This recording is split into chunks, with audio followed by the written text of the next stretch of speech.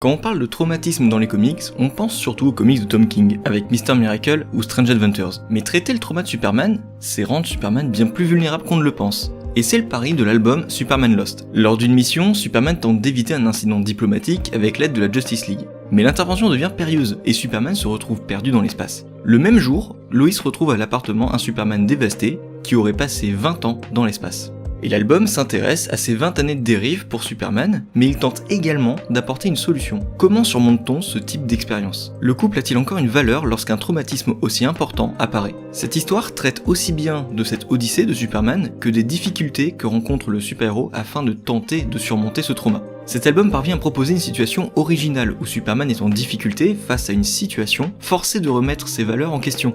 Car ces 20 années font l'objet d'une longue introspection. Mais en plus de ça, Lois Lane est brillamment écrite. Elle tente à son échelle de soutenir Clark, tout en sachant qu'elle peut être à la fois un soutien fort, mais aussi l'un de ses points faibles. Alors tout ça c'est brillant, mais je suis loin d'être surpris, parce qu'on retrouve deux génies du comics, restant pourtant dans l'ombre malgré une carrière colossale. Christopher Priest et Carlo Pagulayan. Ils ont tous deux signé le run génial de Deathstroke Rebirth, que je vous conseille vivement de lire si c'est pas déjà fait, et on retrouve leur même système de narration, qui peut sembler un peu confus au premier abord. Ça va vous demander un minimum de concentration, parce que Priest n'hésite pas à détailler la situation, à évoquer des tensions géopolitiques sur Terre et ailleurs.